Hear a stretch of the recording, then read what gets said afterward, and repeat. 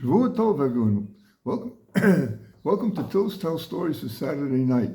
The title of this week's video is A Unique Holiday Preparation. I translated and freely adapted it from the book Echye ve'esaper.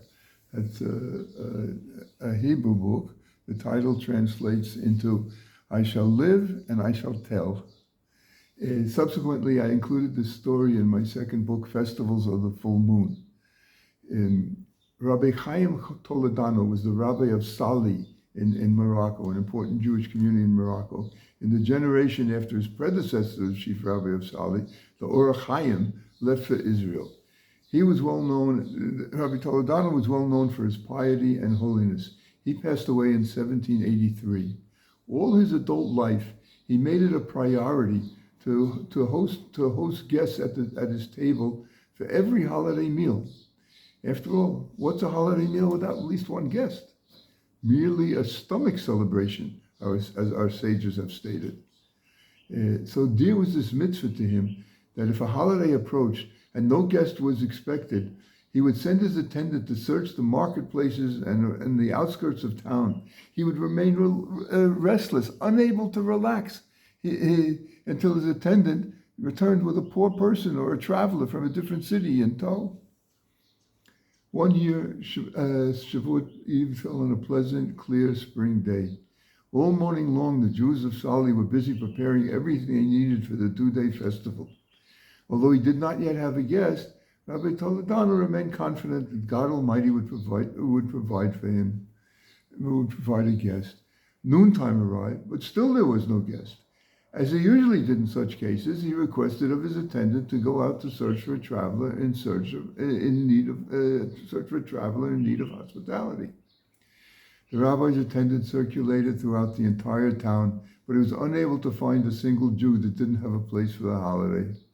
With upturned palms, he ruefully informed his master that he had returned empty-handed. There were still no guests to be found. Go search again, please, Rabbi Toledano commanded. Then he abruptly paused for a moment and he thought, and then he said, you can even look in the Jewish cemetery if you don't succeed elsewhere. Perhaps somebody will be wandering there. The attendant to do the rabbi's bidding. When he again was unable to find anyone appropriate in the streets, he reluctantly walked over to the cemetery. But there, almost immediately, he noticed a Jewish man, bearded, and wearing a Moroccan-style jalaba, whom he didn't recognize. The man was sitting on the ground between two graves, hunched over with his face in his hands, crying bitterly, his whole body racked by grief. The attendant did his best to comfort him, and he invited him to come to the rabbi's home, but to no avail. No matter what he said, the man continued to cry uncontrollably, without uttering a word in response, or even acknowledging his presence. And it was as if he wasn't standing there. The attendant rushed back to the rabbi and told him about the strange man he had found in the cemetery, sitting on the ground crying, and how he refused to say a single word, not to identify himself and not an explanation of his tears. Rabbi Toledano immediately rose, put on his white festive cloak, took his walking cane in hand, and set out on a brisk pace for the cemetery. Usually when the townspeople would see him in the street, they would eagerly dart over to kiss his hand and receive a blessing, which he would happily bestow. This time, seeing he was hurrying so, they didn't dare interrupt him.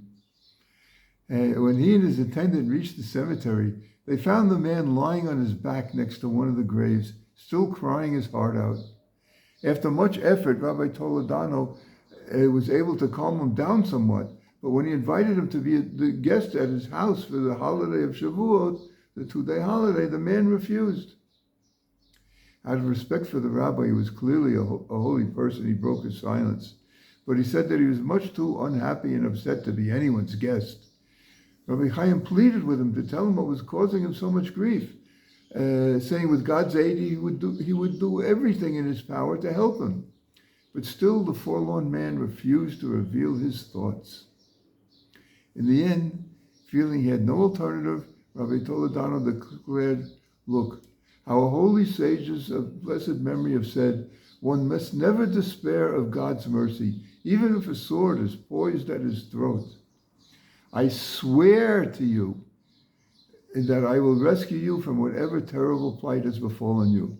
Now, please get up and come be my guest for the Shavuot holiday.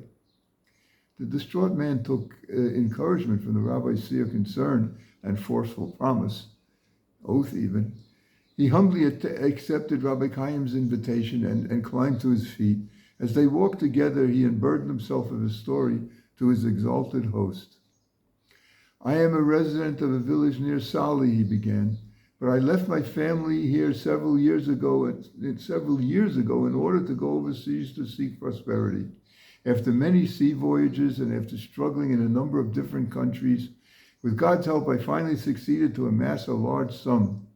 I put all my accumulated wealth, which was converted into gold and silver and assorted jewels, precious stones, into a small wooden chest and set sail for home.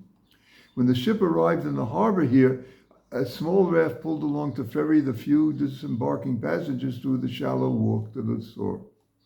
As I was transferring my things to the raft, somehow I lost my grip on the heavy box and it fell into the water. It sank immediately.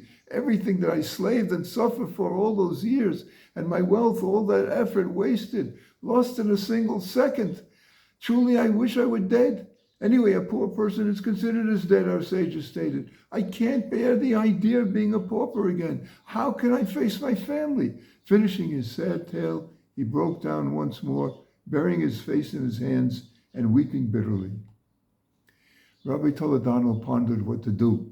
He thought about turning over all of his money and everything he possessed to this unfortunate victim of fate. After all, he had promised to rescue him. But he quickly realized that even if he were to do so, it wouldn't make up even half the value of what had disappeared into the ocean's vastness, even if he mortgaged his house. He meditated on the matter more, standing deep in thought for many minutes. At last he made up his mind. Accepting the extreme measures necessary to fulfill his word and rescue his cherished guest from his desperate situation, he turned to his groaning companion and said, "Come, my son, let's go back to the port. There you can point out to me exactly where your treasure fell into the sea." When they got to the shore, the guest estimated to the rabbi where he thought his treasure box had sunk. Rabbi Toledano girded himself and uttered a series of holy names known only to masters of Kabbalah, adjuring with a binding oath the heavenly officer appointed over the ocean. After just a few moments, an assortment of items could be seen floating on the surface of the water, all things that had become lost at sea. The waves became stronger, the whitey frothy crest rising higher above the chilly blue surface. And a huge number of different objects, seemingly dredged from the ocean bottom, were now riding the powerful current towards the shore. The rabbi's features were cast in seriousness. "Don't dare touch anything that is not yours," he solemnly warned his guest. The latter stood frozen to the spot, too terrified by the vision taking place in front of his eyes to even think of responding. Suddenly, he saw his precious wooden chest being pushed by the waxing tide directly towards him. He snatched it up instinctively and then hugged it to him in great joy and excitement. Turning to Rabbi Toledano, he began to thank him profusely. The rabbi himself was very happy that he had been able to keep his promise and save a Jew in tragic need. Now he would have a guest to share with him the special Shavuot holiday meals in a proper festive spirit. "Come, my son," he said once more, this time with a wide smile. "There's no longer time to reach your village. Let's hurry to my home and get ready to receive the Torah." I don't think any of us can use this method to acquire guests, but we should at least make the effort to arrange some, or at least one on Jewish holidays. It's worthwhile. Remember what our sages have warned and stated at the beginning of the story. A Jewish holiday meal without at least one guest is merely a celebration for the stomach. The quote from the Talmud also states that a Jewish holiday meal with guests is pleasing to God. As for those of you who are not in a situation to be able to offer hospitality, be a guest. Don't stay alone. Remember, as the story demonstrates, guests have a significant role to play on Jewish holidays, and the joyous festival of Shavuot starts tomorrow night. Shabbat Shalom and Chag Sameach. Good Shabbos and good Yom Tov. May you receive the Torah on Monday morning with happiness and inner arousal.